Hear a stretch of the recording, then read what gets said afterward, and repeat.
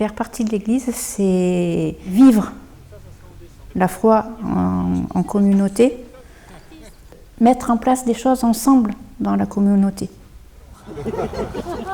Dans la paroisse de mon village, les gens savent que je suis précaire. Donc, c'est compliqué. On sent que le regard n'est pas le même que quand on voit des notables. On avait un regard de la tête aux pieds. Voilà, comme si on était des intrus, même mes enfants. Ils avaient un regard, voilà, tuant, quoi. Et même quand il fallait faire le geste, la paix du Christ, voilà, on nous esquivait. Les serviteurs de la paroisse, ils vont plus vers les notables pour demander aux notables de faire de la lecture qu'aux personnes comme moi. Moi, ça fait 10 ans que je suis dans la foi. Je n'ai jamais lu une lecture dans la paroisse de mon village. Puis bon, mais une fois, je me suis retrouvée devant le prêtre, les bras croisés, parce que je ne voulais pas prendre l'hostie à ce moment-là. Un paroissien vient me voir en me disant « Qu'est-ce que tu as fait de mal ?» Je me suis dit « Oh là là, je suis précaire, donc je fais du mal. » Ça m'a blessée. Du coup, j'ai du mal à rentrer dans l'église. Un des fonds du message évangélique, c'est la bienveillance. Quand on a un regard quand on juge, on a un regard qui exclut. Et donc je pense que c'est ça qu'il faut absolument, qu'il faut que, pas que les prêtres, l'ensemble des chrétiens, de la communauté chrétienne, s'inspirent de ce message du Christ pour avoir ce regard de douceur, de bienveillance, qui fait qu'on crée une confiance. Personne va oser parler, va oser dire ce qu'elle a à dire. Elle ne va pas se sentir rejetée. Mais lorsqu'une communauté a cette dynamique de l'évangile, d'être tendue vers ceux qui sont en périphérie, à ce moment-là, on déploie des trésors d'humanité dans le cœur des paroissiens. Et en fait, on va toucher toutes sortes de personnes, des personnes de bonne volonté, qui peut-être se retrouvent pas dans la liturgie, mais qui sont des gens qui veulent aider et qui sont prêts à s'engager dans la charité. C'était un cardinal Oums qui disait que la paroisse est un géant endormi. Et il y a plusieurs réalités pour réveiller le géant endormi. Et ce que le pape François nous demande, c'est à travers cet accueil, ces périphéries, rechercher les personnes. Que l'Église doit sans cesse être en sortie.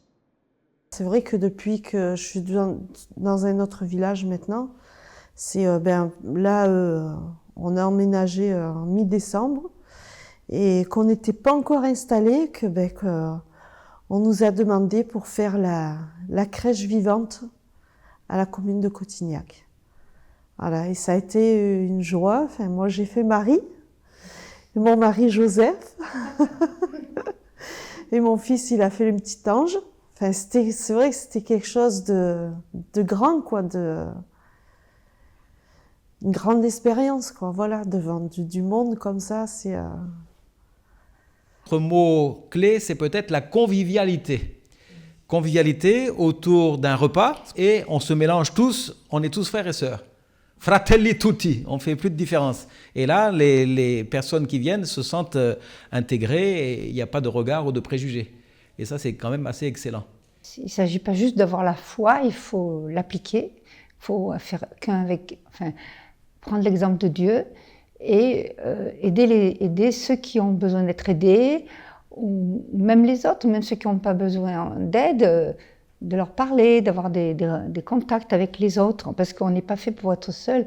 Quelqu'un arrive, On ne le connaît pas, mais on va lui dire bonjour. Bonjour, qui êtes-vous? Je m'appelle, je me présente, et tout de suite la personne se sent accueillie. Patrick, sans domicile fixe, il dormait dans la rue, voilà. Et alors, une fois de plus, les paroissiens, en sortant de la messe, c'est toujours difficile de voir quelqu'un qui est dans la rue au pied de la porte, sans se tourner vers lui. Et avec beaucoup de temps, parce qu'il faut vraiment savoir respecter la personne qui n'a pas toujours envie de se faire aider comme on veut. Il faut arriver à comprendre en fait quel est son besoin, qu'est-ce qu'il attend. Et avec beaucoup de temps, d'efforts, de générosité, eh bien la communauté chrétienne, en lien avec les services sociaux bien sûr, est arrivée à trouver un logement. C'est une personne voilà qui a qui apporte beaucoup aussi par cette facilité de la relation, du contact, et qui nous aide à dépasser notre petit confort, nos petites habitudes. Et ça nous bouscule, mais vraiment sous l'influence de l'Esprit Saint, dans le sens de l'Évangile. Et c'est vrai que c'est vraiment un cadeau pour nous. Plus on s'engage dans la charité, plus il y a une joie profonde qui vient bien sûr du sourire des personnes que l'on aide, et plus intérieurement, eh bien, du Seigneur qui est présent dans notre cœur. Et parce qu'en fait, on déploie cette vie chrétienne qui souvent reste comme des petites graines dans la terre, hein, et là, c'est déployé avec la force et l'aide de Dieu. Il a toujours les lunettes roses. Là, ils aura violette, si c'est la couleur violette. Ah non, c'est Rose, c'était pour les narets. la L'ami Carême, c'est gâteau là, il m'inspire là. Ah, mais il est bon. Ouais, c'est moi qui l'ai fait. Ah, voilà. J'ai dit Donc, c'est il y a mon beaucoup d'amour dedans. Voilà. Un endroit au presbytère qu'on reçoit des personnes qui ont envie de venir parler, en accueillant avec un petit café ou un thé, avec des petits gâteaux. Voilà, qu'on accueille tout le monde, il n'y a pas de différence. Et voilà, qu'on essaye de faire venir des personnes qui n'osent pas, tout doucement, quoi.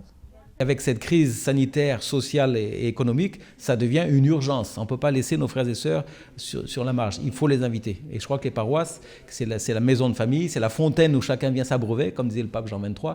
Et c'est les portes ouvertes. Hein. Et que chacun se sente accueilli et actif. Pas simplement qu'il tende la main. Il est actif, il prend en charge. Donc ça, c'est quelque chose de très positif. Et je vois que ça fait son chemin. Parce qu'on a élargi le petit groupe qui était tout petit il y a 2 ans et qui maintenant commence à prendre un peu d'étoffe, quoi. Ce qu'on fait avec le groupe Le Puy, c'est bien. Un peu notre objectif, il est bien là. C'est de, tout doucement, avec bienveillance, justement, d'aller interpeller nos frères dans les paroisses, nos frères et sœurs, pour leur dire, regardez, c'est pas si difficile que ça d'être bienveillant. Hein, mais en même temps, je ne juge pas. Hein. C'est pas toujours facile d'aller au contact. Hein, on a tous une retenue, une crainte, comment ça va se passer, est-ce que ça va bien se passer? Et le fait qu'on le fasse en communauté rend les choses bien plus simples.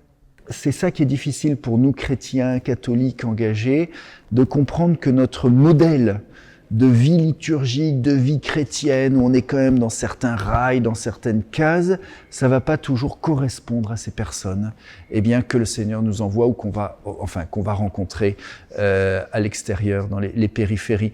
Et souvent, il faut accepter que ces personnes, eh bien, ne rentrent pas dans ce cadre qui est notre vie paroissiale, vie liturgique, qui demande une certaine forme d'engagement, de régularité, de fidélité.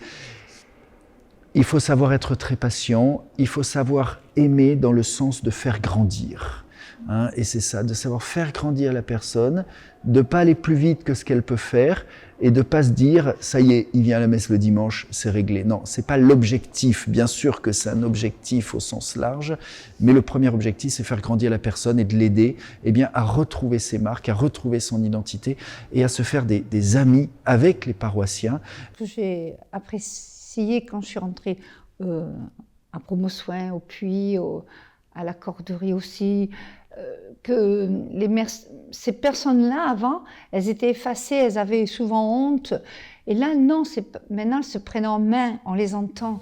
Et du coup, on les écoute. Les précaires, ils nous apportent tout, parce qu'ils sont proches, ils sont très proches du message de l'Évangile. Ils me font toucher du doigt le message du Christ, ça, clairement. Alors que quand on parle entre nous, j'allais dire, personnes aisées, on va intellectualiser le message. Et eux sont dans le concret. Les théologiens avec qui on travaille sont aussi extraordinairement surpris en disant après, mais ils sont allés à l'essentiel du texte. Il faut changer ce regard-là, il faut leur faire comprendre que même si on est précaire, on sait faire. On sait faire. C'est vrai qu'il faut faire tomber quelques petits préjugés ou a priori, mais ça, l'Église est là pour là. Hein. L'Église doit faire tomber des murs et ouvrir des portes, hein, et construire des ponts. Ça, c'est notre rôle. C'est une grande joie pour les paroissiens, qui arrivent bien sûr à sortir de leur petite routine pour arriver à ouvrir leurs yeux, ouvrir leur cœur. Et ces rencontres, eh bien, sont pour eux une source de grand bonheur. C'est vraiment de grand bonheur parce que notre joie, c'est de servir le prochain.